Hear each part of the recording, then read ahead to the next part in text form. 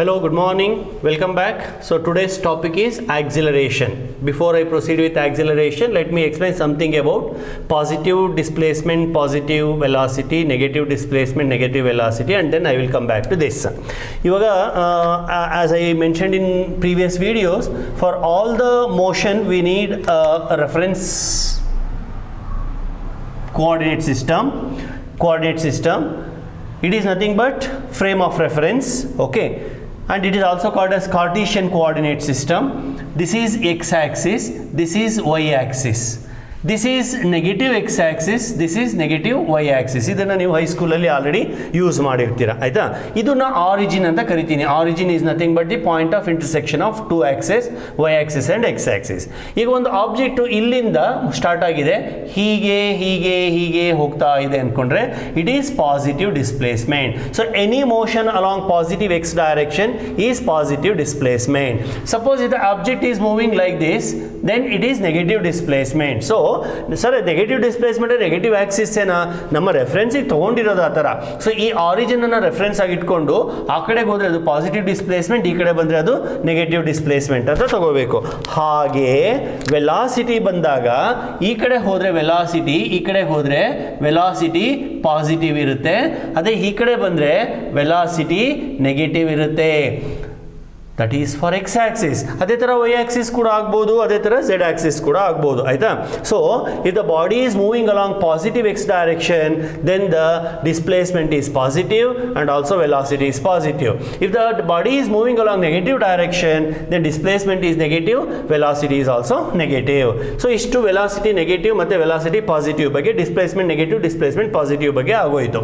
So ಈಗ ಮುಂದೆ ಹೋಗೋಣ, ಆಕ್ಸಿಲರೇಷನ್. ಈ ಆಕ್ಸಿಲರೇಷನ್ ಅನ್ನೋ ವರ್ಡನ್ನು ನಾವು ಡೇ ಟು ಡೇ ಲೈಫಲ್ಲಿ ತುಂಬ ಯೂಸ್ ಮಾಡ್ತೀವಿ. ಫಾರ್ ಎಕ್ಸಾಂಪಲ್, ವೆಹಿಕಲ್ ಆಕ್ಸಿಲರೇಟ್ ಆಯಿತು ಅಂತೀವಿ, ಆಕ್ಸಿಲರೇಟರ್ನ ಕೊಡು ಸ್ಪೀಡಾಗಿ ಹೋಗಲಿ ಅಂತ ಅರ್ಥ. So whenever an object is speeding up, it refers to acceleration. ಅಂದರೆ ಯಾವುದೇ ಒಂದು ವಸ್ತು ಅಥವಾ ಆಬ್ಜೆಕ್ಟ್ ಮೂವ್ ಆಗೋ ಆಬ್ಜೆಕ್ಟಿನ ವೇಗ ಜಾಸ್ತಿ ಆಗ್ತಾ ಹೋದಂಗೆಲ್ಲ, ಸ್ಪೀಡ್ ಜಾಸ್ತಿ ಆಗ್ತಾ ಹೋದಂಗೆಲ್ಲ, ವಿತ್ ರೆಸ್ಪೆಕ್ಟ್ ಟು ಟೈಮ್ ಜಾಸ್ತಿ ಆಗ್ತಾ ಹೋದಂಗೆಲ್ಲ ಅದನ್ನು ನಾವು ಆಕ್ಸಿಲರೇಟ್ ಆಯಿತು ಅಂತ ಅಂತೀವಿ.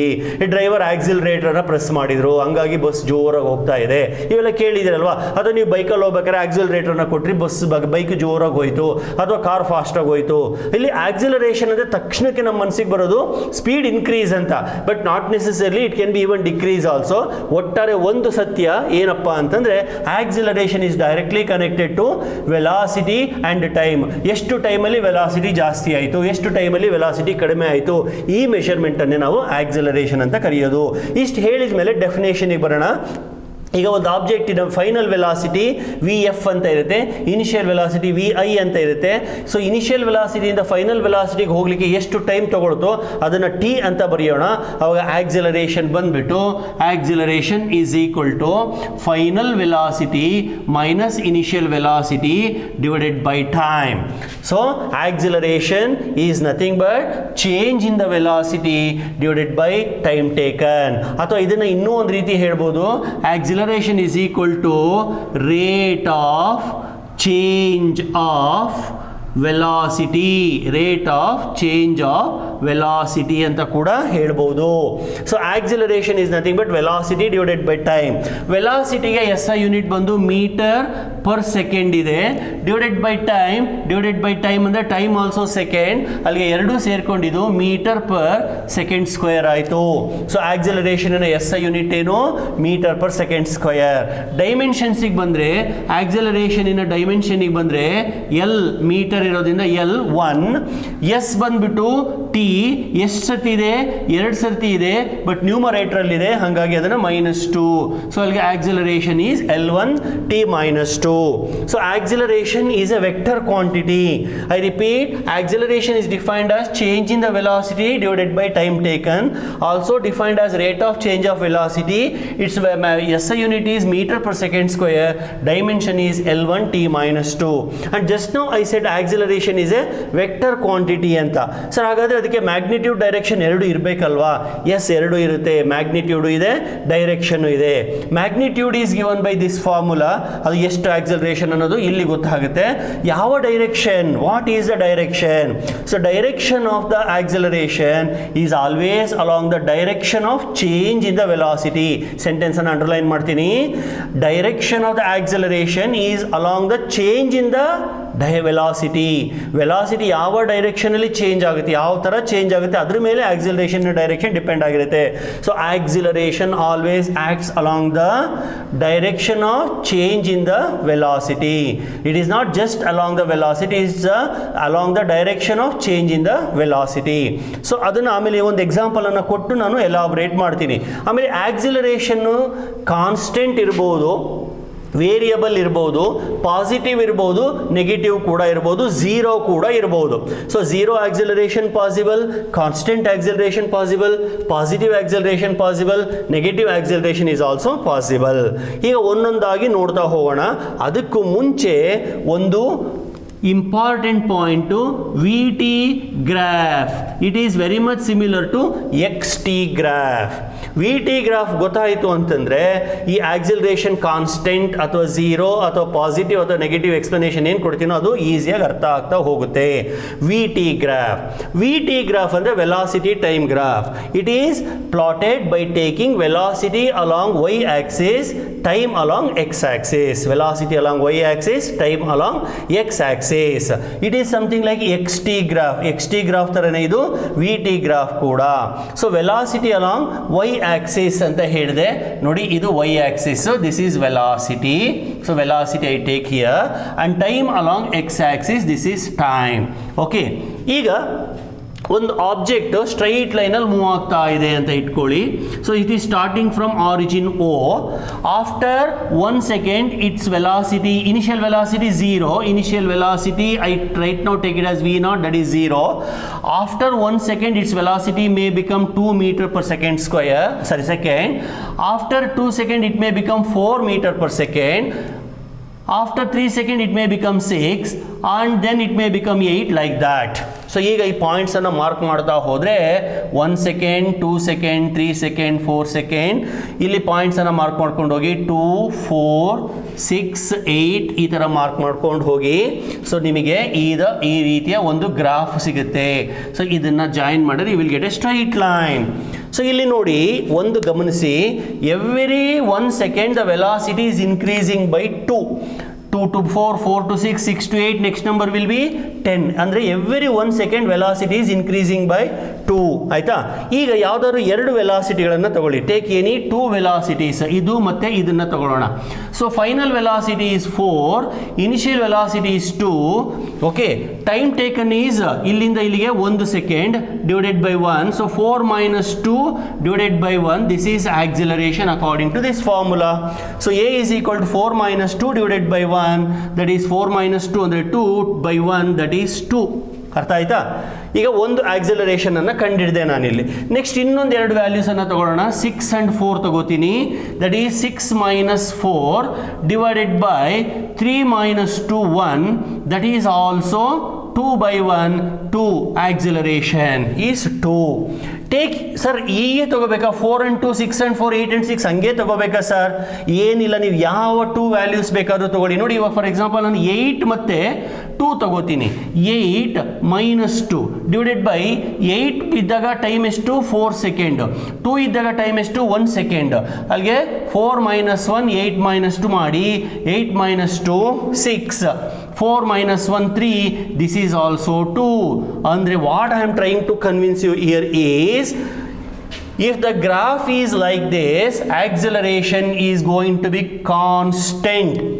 ಅಂದರೆ velocity is uniformly increasing, not uniform. ಯೂನಿಫಾರ್ಮ್ಗೂ ಯೂನಿಫಾರ್ಮ್ಲಿ ಇನ್ಕ್ರೀಸಿಂಗು ವ್ಯತ್ಯಾಸ ಇದೆ. ಯೂನಿಫಾರ್ಮ್ ಅಂದರೆ ಕಾನ್ಸ್ಟೆಂಟ್ ಅಂತ, ಇಲ್ಲಿ ಯೂನಿಫಾರ್ಮ್ಲಿ ಇನ್ಕ್ರೀಸಿಂಗ್ ಅಂದರೆ ಒಂದೇ ಥರ ಇನ್ಕ್ರೀಸ್ ಆಗ್ತಾ ಇದೆ. 2 ಇದ್ದಿದ್ದು 4 ಆಯಿತು, 4 ಇದ್ದಿದ್ದು 6, 6 ಇದ್ದಿದ್ದು 8, 8 ಇದ್ದಿದ್ದು 10, ಈ ಥರ ಇನ್ಕ್ರೀಸ್ ಆದದ್ದು ಯೂನಿಫಾರ್ಮ್ಲಿ ಇನ್ಕ್ರೀಸಿಂಗ್ ಅಂತ, ಲೀನಿಯರ್ಲಿ ಇನ್ಕ್ರೀಸಿಂಗ್ ಅಂತ. ಆಯಿತಾ? ಸೊ ಅದಕ್ಕೆ ಎಕ್ಸ್ ಟಿ ಗ್ರಾಫ್ ಬಂದು ಈ ಥರ ಇರುತ್ತೆ. ಸೊ ಎಕ್ಸ್ ಟಿ ಗ್ರಾಫ್ ಈ ಥರ ಇದೆ ಅಂದರೆ ಅರ್ಥ ಏನು? Acceleration is constant. So we T graph graph tells you whether a body is moving with constant acceleration or variable acceleration. So ಇಲ್ಲಿ ನಾನು ಬರ್ದಿರೋ V T graph acceleration constant ಅನ್ನೋದನ್ನು ಮೆನ್ಷನ್ ಮಾಡುತ್ತೆ. ವೇರಿಯಬಲ್ ಇತ್ತು ಅಂತಂದರೆ ಅದು ಕರ್ವ್ ಬರುತ್ತೆ, ಬೇರೆ ಬೇರೆ ಥರ ಕರ್ವ್ ಬರುತ್ತೆ. That also I will explain later on. ಈಗ ಮತ್ತೆ ವಿ ಟಿ ಗ್ರಾಫಿಗೆ ಬರೋಣ. ವಿ ಟಿ ಗ್ರಾಫಿನ ಇಂಪಾರ್ಟೆನ್ಸ್ ಈಗ ಹೇಳ್ದಂಗೆ ಆಕ್ಸಲರೇಷನ್ ಕಾನ್ಸ್ಟೆಂಟ್ ಇದೆಯೋ ವೇರಿಯಬಲ್ ಇದೆಯೋ ಅನ್ನೋದು ಗೊತ್ತಾಗುತ್ತೆ ಇಲ್ಲಿ, ಆಯ್ತಾ. ಆಮೇಲೆ ನೋಡಿ ಇಲ್ಲಿ ವೆಲಾಸಿಟಿ ಈಸ್ ಇನ್ಕ್ರೀಸಿಂಗ್, ಹಾಗಾಗಿ ಕರ್ವ್ ಈ ಥರ ಇದೆ. ಒಂದು ವೇಳೆ ವೆಲಾಸಿಟಿ ಡಿಕ್ರೀಸಿಂಗ್ ಇದ್ರೆ ಕರ್ವ್ ಈ ಥರ ಬರುತ್ತೆ, ಆಯ್ತಾ. ವೆಲಾಸಿಟಿ ಡಿಕ್ರೀಸಿಂಗ್ ಇದ್ರೆ ಕರ್ವ್ ಈ ಥರ ಬರುತ್ತೆ. So increasing velocity means positive acceleration, decreasing velocity means negative deceleration. Actually negative acceleration ಅನ್ನು ಅನ್ಬಾರ್ದು, ಅದನ್ನು ಡಿಸಿಲರೇಷನ್ ಅಥವಾ ರಿಟಾರ್ಡೇಷನ್ ಅಂತ ಹೇಳಬೇಕು. ನೆಗೆಟಿವ್ ಆಕ್ಸಲರೇಷನ್ನೇ ಬೇರೆ ಇದೆ, ಅದನ್ನು ಆಮೇಲೆ ಎಕ್ಸ್ಪ್ಲೈನ್ ಮಾಡ್ತೀನಿ. ಸೊ ಇಲ್ಲಿ ಈ ಕರ್ವನ್ನು ನೋಡಿನೇ ನಾವು velocity whether it is increasing or decreasing ಅಂತ ಹೇಳ್ಬೋದು. ಹಾಗೇನೆ whether acceleration is acceleration or deceleration ಅಂತ ಹೇಳ್ಬೋದು. ನೋಡಿ ಈ ಕರ್ವ್ ಅಥವಾ ಈ ಕರ್ವನ್ನು ಗಮನಿಸಿ. ಈ ಕರ್ವಿನ ಸ್ಲೋಪ್ ಪಾಸಿಟಿವ್ ಇದೆ, ಈ ಕರ್ವಿನ ಸ್ಲೋಪ್ ನೆಗೆಟಿವ್ ಇದೆ. ಇದನ್ನೇ ನಾವು ಸ್ಲೋಪ್ ಅಂತ ಕರೆಯೋದು, ಆಯ್ತಾ. So slope positive means acceleration positive, slope negative means acceleration is retardation or deceleration. ಹಾಗಾದ್ರೆ ಆಕ್ಸಿಲರೇಷನ್ಗೂ ಸ್ಲೋಪ್ಗೂ ಏನಾದ್ರು ಕನೆಕ್ಷನ್ ಇದೆಯಾ ಸರ್? ಎಸ್ ಇದೆ. ಏನು ಸರ್ ಕನೆಕ್ಷನ್ನು? Very simple. Acceleration can be calculated from the slope, that's all. Acceleration can be calculated from the slope, ಅಥವಾ slope of the V T graph gives you acceleration. ಇಲ್ಲಿ ನೋಡಿ ಒಂದು ಗ್ರಾಫನ್ನು, ಅದೇ ಗ್ರಾಫನ್ನೇ ಮತ್ತೆ ಬರೀತೀನಿ.